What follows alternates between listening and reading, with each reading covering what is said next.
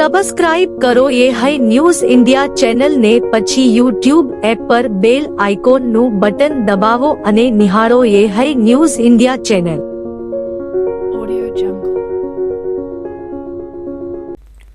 બનાસકાંઠાના પેન્શનરો આજે પાલનપુર કલેક્ટર કચેરીએ એકઠા થયા હતા।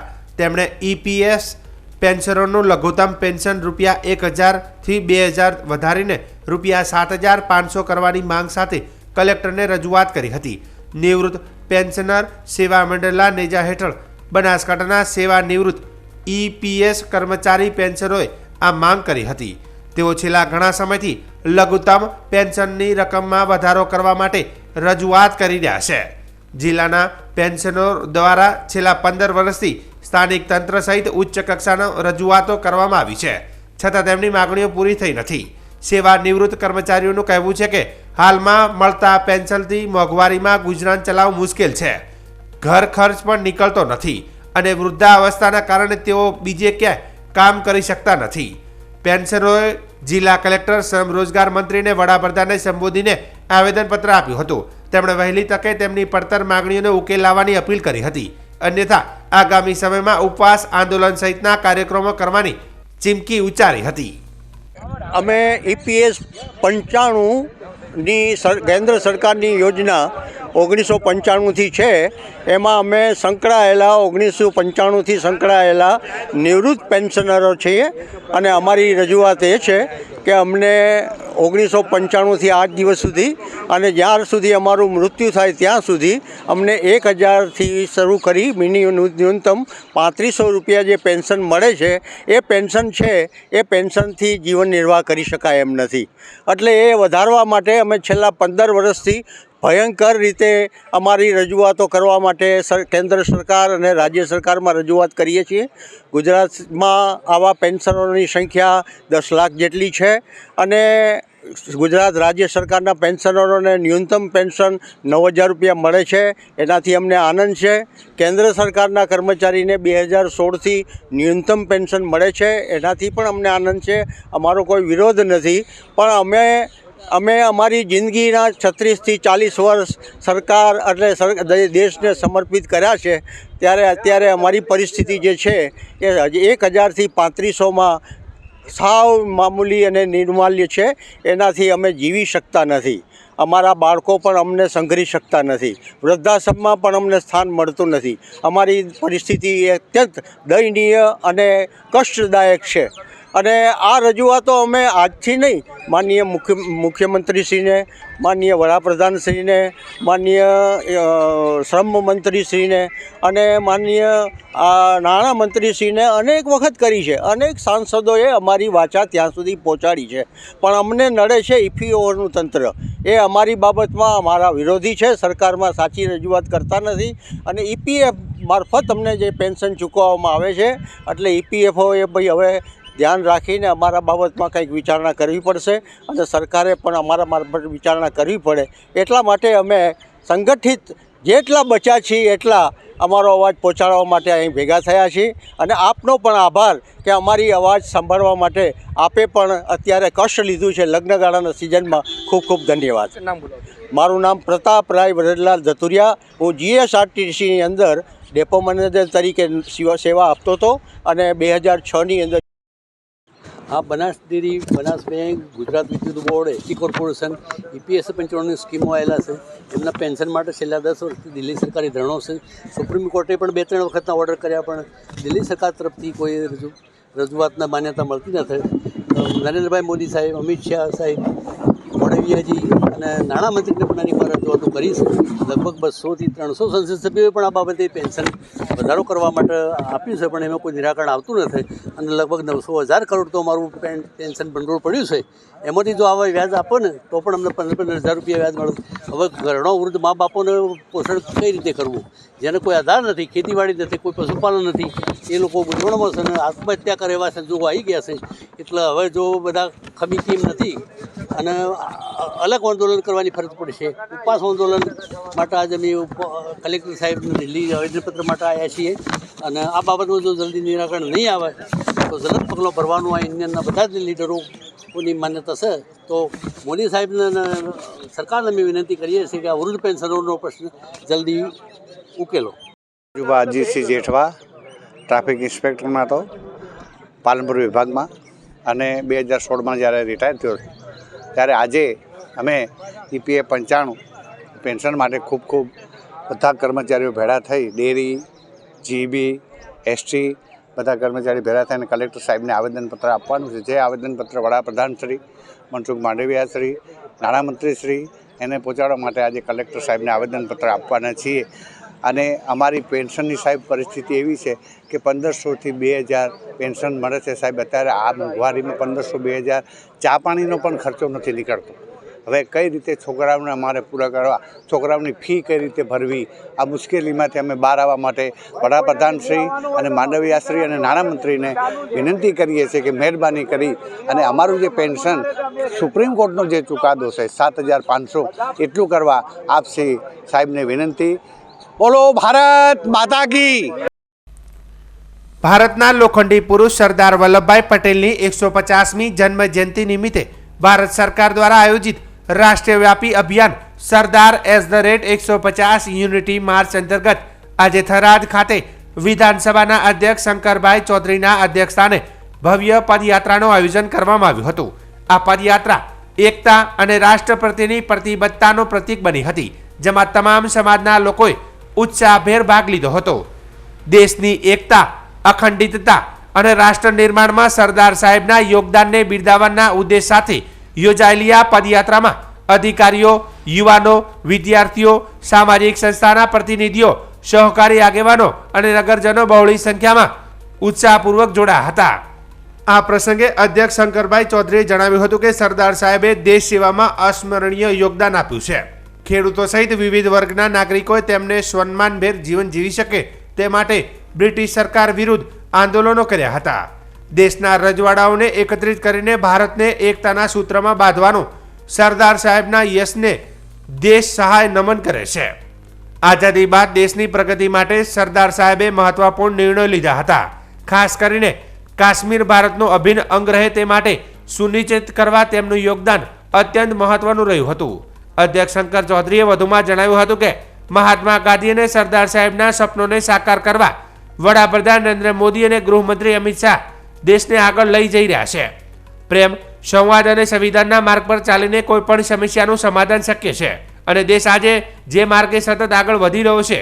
સરદાર સાહેબની 150મી જન્મ જયંતિ નિમિત્તે અધ્યક્ષ શંકરભાઈ ચૌધરીએ હૃદયપૂર્વક નમન કરીને સરદાર સાહેબના આદર્શોને જીવનમાં ઉતારવા માટે નાગરિકોને અપીલ કરી હતી.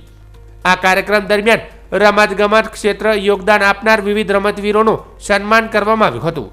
પદયાત્રાનો પ્રારંભ માર્કેટયાર્ડ થરાદ સરદાર પટેલ સ્ટેચ્યુથી કરવામાં આવ્યો હતો, જ્યારે પદયાત્રાની પૂર્ણાહુતિ લુણાલ નકળંગધામ ખાતે કરવામાં આવી હતી. અધ્યક્ષ શંકરભાઈ ચૌધરીએ નાગરિકોને એકતાના શપથ લીધા હતા. એક ભારત, આત્મનિર્ભર ભારત અને રાષ્ટ્રીય એકતાના સૂત્રોચ્ચાર સાથે પદયાત્રા પૂર્ણ કરાઈ હતી. આ પ્રસંગે બનાસ બેંકના ચેરમેન ડાયાભાઈ પિલિયાતર, પૂર્વ સાંસદ પરબતભાઈ પટેલ, થરાદ તથા પાટણ APMCના ચેરમેન શૈલેષ પટેલ, નેહલ પટેલ, જિલ્લા પોલીસ અધિક્ષક ચિંતન તેરૈયા, નિવાસી અધિક જિલ્લા કલેક્ટર TK જાની સહિત સ્થાનિક આગેવાનો અને બહોળી સંખ્યામાં નગરજનો હાજર હતા. અને ખેડા જિલ્લાની અંદર સૌથી પહેલા ખેડૂતો માટેનું જે આંદોલન હતું, ખેડૂતો પર બહુ મોટો ટેક્સ નાખ્યો હતો. અત્યારે ટેક્સ આપણે ત્યાં નથી, ભારત દેશની અંદર ઇન્કમ ટેક્સ કે એમાંથી બધા ધંધા છે, પરંતુ ખેતીને નથી કોઈ નાખી શક્યું. એ વખતે સરદાર પટેલે આગેવાની લીધી હતી અંગ્રેજ સંસ્કૃતિ સામે કે ખેડૂતોની અંદર ખેડૂતોના હક અને અધિકાર માટે હું લડીશ, અને લડીને એવી આગેવાની લીધી હતી કે મહાત્મા ગાંધીએ વલ્લભભાઈનું નામ સરદાર રાખ્યું. એમણે નામ એક સરદારજી દાઢીવાળા નહોતા, પણ એનું નામ કીધું કે આ સરદાર છે, સાચો સરદાર છે, એમ કહીને એમને આગેવાની આપી. ઘણા લોકો ચર્ચા કરતા હોય છે કે એવો સરદાર કેવા હતા કે જેણે આટલા રજવાડા ભારતની અંદર હોય અને રાજા મહારાજો સામે ચાલીને પ્રેમ થકી એ માણસના શબ્દ ઉપર એમ કહી દે કે હું મારું રજવાડું મારા દેશ માટે સમર્પિત કરું છું. આખા દુનિયાના ઇતિહાસમાં ક્યાંય આવું કર્યું નથી. ભાવનગરના મહારાજા કૃષ્ણ કુમારસિંહજીએ સૌથી પહેલા સરદાર પટેલને કીધું કે મારું આવડું મોટું રજવાડું છે, પરંતુ સરદાર તમે અને મહાત્મા ગાંધી જે પ્રમાણે કામ કરી રહ્યા છે અને મારી રૈયતને સુખી થતી હોય તો આજથી કરીને મારા રજવાડામાં હું સૌથી પહેલી સહી કરીને આપું છું અને હસ્તાક્ષર કરી અને એ માણસ આગળ રજવાડા આપી દે. આપણે ખેતર હોય ને 2-4 વીઘા તો એ ના આપે, બાકી એના ધણી એ હતા, માલિક એ હતા. અને એમણે કીધું કે અમે દેશની પ્રજાને સમર્પિત કરીએ છીએ અને અમે રજવાડા આપીએ છીએ. કેવું જીવન હશે કે જેના એક શબ્દ ઉપર પોતે પોતાના રાજ્યના રાજ્ય આખા આપી દે. પરંતુ એ વખતે પ્રેક્ટિસ કરતો માણસ 40,000નો પગાર ત્યારે બેરિસ્ટર તરીકેનો હતો, પણ જ્યારે મૃત્યુ પામ્યા ત્યારે એની બેંક બેલેન્સ શું હતી ખબર છે? 216. કે મણિબાઈના ખાતામાં તે 216 રૂપિયાની એની આવક હતી અને એ જ એક 2 જોડી કપડાં, 2 ટિફિન અને 3-4 2 જોડી ચપ્પલ અને 2 બૂટ અને એક લોખંડનો સુટકેસ જે કહીએ ને આપણે, તો ટંક કહેતા, એ ટંક અને એની અંદર એનું આખું આ જીવન. સરદાર સાહેબની 150મી જન્મજયંતિ નિમિત્તે સમગ્ર દેશની અંદર યાત્રાઓ નીકળી રહી છે.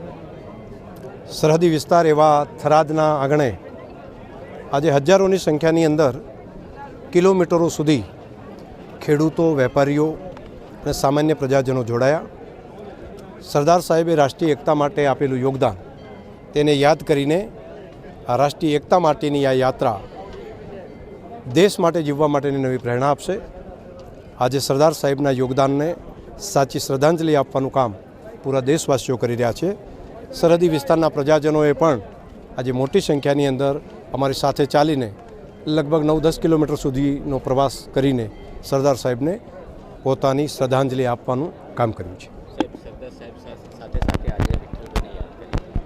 બંને ભાઈઓનું યોગદાન એવડું જ હતું. વિઠ્ઠલભાઈએ પણ લોકશાહીની સંસદીય પ્રણાલી માટે તેમણે આપેલું યોગદાન કોઈ નાનું નથી, પરંતુ નવી પેઢીને ઘણી વખત ઇતિહાસ ભણાવવામાં નથી આવતો, ત્યારે પોતાના ગૌરવશાળી ઇતિહાસનું ગૌરવ નવી પેઢી લઈ શકે એ માટે મેં આજે વલ્લભભાઈની સાથે સાથે વિઠ્ઠલભાઈના યોગદાનને પણ આજે યાદ કર્યું. વાવ થરાદ જિલ્લાના થરાદ વિસ્તારમાં આજે એક પ્રાણ રક્ષક કામગીરી જોવા મળી હતી. થરાદની મુખ્ય નર્મદા કેનાલ લુણાલ અને વામી પુલ વચ્ચે એક નીલગાય કેનાલમાં ખાબકેલી હોવાની માહિતી મળતા થરાદ નગરપાલિકા ફાયર બ્રિગેડની ટીમ તાત્કાલિક ઘટના સ્થળે દોડી પહોંચી હતી. કેનાલમાં પાણીનું વહેણ ઝડપી હોવાથી પરિસ્થિતિ અત્યંત જોખમી બની હતી. ફાયર ફાઇટરોએ પહોંચીને તરત જ રેસ્ક્યુ ઓપરેશન શરૂ કર્યું હતું. નીલગાય પાણીને કારણે થાકી ગઈ હતી અને સતત બચવા માટેના સંઘર્ષ કરી રહી હતી. પરિસ્થિતિની ગંભીરતાને સમજીને ફાયર બ્રિગેડ સ્ટાફે દોરડા, સલામતી પટ્ટા અને સ્થાનિક રાહદારીઓની મદદથી સંકલિત બચાવ કામગીરી હાથ ધરી હતી. 1 કલાકથી વધુ સમય સુધી ચાલી રહેલી અસરકારક મહેનત બાદ ટીમે સફળતાપૂર્વક નીલગાયને કેનાલમાંથી સુરક્ષિત રીતે બહાર નીકાળી હતી. આસપાસ હાજર લોકો દ્વારા ફાયર બ્રિગેડના સ્ટાફની પ્રશંસા કરવામાં આવી હતી. રેસ્ક્યુ બાદ નીલગાયને કોઈ મોટી ઈજા ન જણાતા તેને નજીકના જંગલ વિસ્તારમાં છોડી દેવામાં આવી હતી, જેથી તે સ્વાભાવિક પરિસ્થિતિમાં ફરીથી ખુલીને જીવી શકે. થરાદ નગરપાલિકા ફાયર બ્રિગેડની સમયસરની કામગીરીને કારણે એક નિર્દોષ પ્રાણીનો જીવ બચી શક્યો હતો. આ સમગ્ર ઘટનાએ ફરી એકવાર સાબિત કર્યું કે આપત્તિના સમયે ફાયર બ્રિગેડ માત્ર માનવો જ નહીં પરંતુ વન્યજીવો માટે પણ જીવ રક્ષક સાબિત થાય છે. સ્થાનિક લોકોએ ફાયર બ્રિગેડની ટીમને અભિનંદન પાઠવી તેમની સેવાભાવી અને કાર્યશૈલીને બિરદાવી હતી. બનાસકાંઠા જિલ્લાના ડીસા તાલુકાના ભડત ગામમાં રામેશ્વર મહાદેવ મંદિર ખાતે ત્રિદિવસીય પ્રાણ પ્રતિષ્ઠા મહોત્સવની ધાર્મિક અને ભવ્ય ઉજવણી કરવામાં આવી હતી. ગામ સહિત આસપાસના વિસ્તારોમાં ધાર્મિક આનંદનો માહોલ છવાયો હતો. આ અવસરે સવારે વિધિવત પૂજા અર્ચના, હવન યજ્ઞ તેમજ શાસ્ત્રીય મંત્રોચ્ચાર વચ્ચે રામેશ્વર મહાદેવની પ્રાણ પ્રતિષ્ઠા વિધિ પૂર્ણ કરવામાં આવી હતી. મંદિર પરિસરમાં ભાવિકોની ઉપસ્થિતિથી ખચાખચ ભરાઈ ગયો હતો. પ્રાણ પ્રતિષ્ઠા મહોત્સવ અંતર્ગત સાંસ્કૃતિક કાર્યક્રમનું આયોજન પણ કરવામાં આવ્યું હતું, જેમાં સ્થાનિક કલાકારો દ્વારા ભજન, કીર્તન અને આધ્યાત્મિક રજૂઆતો કરવામાં આવી હતી. રાત્રિના સમયે ડાયરા કાર્યક્રમનું આયોજન થતાં ભાવિકોમાં ભારે ઉત્સાહ જોવા મળ્યો હતો. કાર્યક્રમ દરમિયાન ભોજન પ્રસાદની પણ વ્યવસ્થા કરવામાં આવી હતી, જેમાં મોટી સંખ્યામાં લોકો જોડાયા હતા. બનાસકાંઠાના ડીસા પંથકમાં શ્રદ્ધાળુઓ રામેશ્વર મહાદેવના દર્શનાર્થે ભડથ ગામે ઉમટી પડ્યા હતા. ભક્તોએ ભગવાનના દર્શન કરી આધ્યાત્મિક શાંતિ અને ધન્યતા અનુભવી હતી. સમગ્ર કાર્યક્રમ શાંતિપૂર્ણ અને ભક્તિમય વાતાવરણમાં સફળતાપૂર્વક પૂર્ણ થયો હતો. ડીસા પંથકની અંદર એવું ભરત ગામ છે અને આ ભરત ગામની અંદર તૃતીય જે પ્રાણ પ્રતિષ્ઠા મહોત્સવનું રામેશ્વર શંકર ભગવાનની જે પ્રાણ પ્રતિષ્ઠા મહોત્સવનો આજે ત્રીજો દિવસ છે અને ત્રીજા દિવસની અંદર મોટી સંખ્યાની અંદર જે આજુબાજુ વિસ્તારના જે મોટી સંખ્યાની અંદર ભક્તો ઉમટ્યા છે ત્યારે ગામના વડીલો આપણી સાથે છે. એમના દ્વારા વિશેષ વાતચીત કરવાનો પ્રયત્ન કરીશું કે આજે આયોજન કરવામાં આવ્યું હતું એટલું વિશાળ આયોજન હતું ને એટલા વિશાળ જે આ ભક્તો દૂર દૂરથી અહીંયા આવ્યા હતા ને સંચાલકો પણ ખડા પગે રહ્યા હતા અને જે મોટું જે આયોજન કરવામાં આવ્યું હતું તેને લઈને આપણી સાથે ઘણા એવા વડીલો છે એમના દ્વારા વાતચીત કરવાના પ્રયત્ન કરીશું. ખાસ કરીને શું કહેશો જે આયોજન કરવામાં આવ્યું હતું ને જે પ્રાણ પ્રતિષ્ઠા મહોત્સવ? અમારા ભરત ગામે ત્રિદિવસીય રામેશ્વર મહાદેવની પ્રાણ પ્રતિષ્ઠાનો જે ભવ્ય ઉજવણી થઈ તેમાં આજુબાજુથી તેમાં સગા સંબંધી અને બહોળી સંખ્યામાં સાધુ સંતો વધારી અને અમારા આ કાર્યક્રમને ખૂબ જ દીપાવ્યો છે. અને આ કાર્યક્રમથી અમારા સમાજના ઘણા બધા કાર્યોની અંદર અમને સફળતા મળી છે. આવા અગાઉ પણ અમે મેળાવડા કરી ચૂક્યા છીએ અને લોકોને અમારો મેસેજ છે કે આવું હિન્દુ ધર્મનું જો આવું કાર્ય કરવું હોય તો દરેક ગામમાં આવો સંપ અને સંપ હોય તો આવું કાર્ય સફળ થાય છે. એટલે આ તબક્કે ચેનલથી હું કહેવા માગું છું કે વિશ્વ હિન્દુ પરિષદ જે આપણી જે હિન્દુ સંસ્કૃતિ છે એને ઉજાગર રાખવી હોય તો આવા કાર્યક્રમ થતા રહે. અમારા ગામની અંદર ભડથ ગામ ડીસા તાલુકામાં મોટું ગામ છે અને આ ગામમાં 25 થી 30 હજારની વસ્તી વસે છે અને બધા વાઘેલા દરબારો અને અન્ય સમાજના ગામો રહે છે. તે આ ગામની અંદર ના વીક ના વિવાદ સર્વે સંમતિથી આજે આટલો મોટો પ્રોગ્રામ કર્યો હોય. 1.5 થી 2 લાખની વસ્તી આ ગામની અંદર જો જમણવારમાં આવી હોય અને આખા જિલ્લાને આમંત્રણ આપ્યું તો આખો જિલ્લો એ વધાર્યો હોય અને સારામાં સારો પ્રોગ્રામ કર્યો. અને આ હિન્દુ ધર્મ માટે સારામાં સારું કામ છે.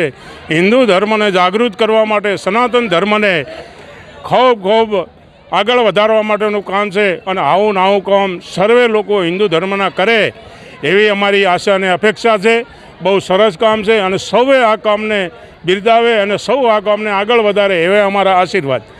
ગુજરાત વિધાનસભાની અનુસૂચિત જનજાતિઓના કલ્યાણ માટે રચાયેલી સમિતિએ 26 નવેમ્બર 2025ના રોજ બનાસકાંઠાના અંબાજીથી ઉત્તર અને મધ્ય ગુજરાતના અભ્યાસ પ્રવાસનો પ્રારંભ કર્યો. પ્રવાસના પ્રથમ દિવસે સમિતિએ અંબાજી ખાતે બનાસકાંઠા, સાબરકાંઠા અને અરવલ્લી જિલ્લાના પાણી પુરવઠા વિભાગના અધિકારી સાથે બેઠક યોજી હતી. બેઠકમાં ચાલી રહેલી વિવિધ પાણી પુરવઠા યોજનાઓ, તેમના અમલીકરણ અને પ્રગતિની વિગતવાર સમીક્ષાઓ કરવામાં આવી હતી. સમિતિના પ્રમુખ અને ધારાસભ્ય અભયસિંહ તડવીએ ખાસ કરીને દાતા અને અમીરગઢ જેવા આદિજાતિ મુખ્ય વિસ્તારોમાં પાણી પુરવઠા સાથે જોડાયેલા મુદ્દાઓ પર અધિકારીઓ સાથે ચર્ચા કરી હતી. આદિવાસી વિસ્તારોમાં નળથી જળ યોજના હેઠળ પાણી પહોંચાડવા, છૂટાછવાયા ઘરોમાં પાણીની વ્યવસ્થા, હેન્ડપંપોની સ્થિતિ, ચેકડેમ, બજેટ ફાળવણી તથા મજૂર જૂથ યોજનાઓ અંગે સવિસ્તાર ચર્ચા કરી હતી. સમિતિએ આદિવાસી વિસ્તારમાં 5 અથવા તેથી વધુ ઘર હોય ત્યાં પણ નળ સેવા ઉપલબ્ધ થાય તે માટે સરકારના વિશેષ ધ્યાનની પ્રશંસા કરી હતી.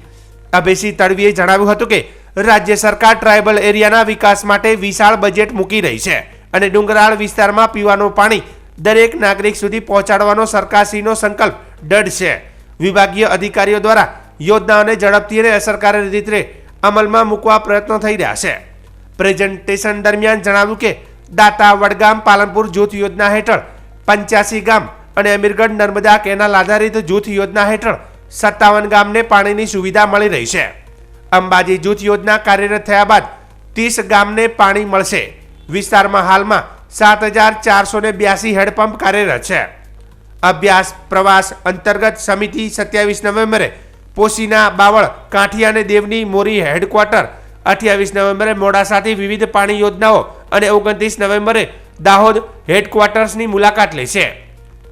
આ બેઠકમાં ધારાસભ્ય કનૈયાલાલ કિશોરી, દર્શનાબેન દેશમુખ સહિત વિધાનસભાના સચિવાલય અને પાણી પુરવઠા વિભાગના વરિષ્ઠ અધિકારીઓ ઉપસ્થિત રહ્યા હતા. આજે ગુજરાત વિધાનસભાની અનુસૂચિત જનજાતિ કલ્યાણ સમિતિના સભ્યો સાથે આજે અંબાજીમાં આવ્યા છે અને અહીંયા બનાસકાંઠાના પાણી પુરવઠા વિભાગના હસ્તકની યોજનાઓની સ્થળ સમીક્ષા કરી અને અધિકારીઓ પાસેથી ટ્રાઇબલ બેલ્ટ હોય બધા ગામડાઓને આ ભારતીય જનતા પાર્ટીની સરકાર તરફથી પાણી માટેના બજેટો પણ ખૂબ સારા આપે છે અને ટ્રાઇબલ બેલ્ટમાં અમીરગઢ તાલુકો હોય, ડીસા, લાખણી, અમીરગઢ એની પાણી પુરવઠાની યોજનાઓની થી કેટલા લોકોને લાભ મળે છે, કેટલા ગામોને મળે છે એની વિગતવારે અમે અધિકારીઓ સાથેથી માહિતી મેળવી છે અને હજુ પણ ફોરેસ્ટના 6 ગામોને કંઈ પાણી મળતું નથી. એ કામ પ્રગતિ હેઠળ છે એટલે એને પણ વહેલી તકે એવા ગામોને પાણી મળે એવી અધિકારીઓ સાથે ખૂબ લંબાણપૂર્વક ચર્ચા થઈ છે અને ખૂબ સારી કામગીરી પાણી પુરવઠા બોર્ડના અધિકારીઓ કરી રહ્યા છે. સરકાર પણ સારી રીતે બજેટ પણ આપે છે. આ બધું કુલ મળીને ટ્રાઇબલ બેલ્ટની અંદર પછાત જે ડુંગરના વિસ્તારો છે એને પાણી પીવાનું મળે એને માટેનો જે સંકલ્પ છે ભારતીય જનતા પાર્ટી સરકારનો એ ખરેખર પ્રશંસનીય છે અને અધિકારીઓ પણ જે માહિતી અમે લીધી છે એ ખૂબ સારી માહિતી મને આપી છે અને અમે કમિટીઓમાં પણ વખતો વખત આની ચર્ચા કરી હતી, અગાઉ પણ કરી હતી કમિટીમાં અને એ પ્રમાણેનું કામ અત્યારે થઈ રહ્યું છે એનો મને ખૂબ આનંદ છે અને ફરીથી અમે આ વિસ્તારમાં અધિકારીઓને સારી કામગીરી થાય, ગુણવત્તાવાળી કામગીરી થાય એવી અમે એમને સૂચના પણ આપી છે.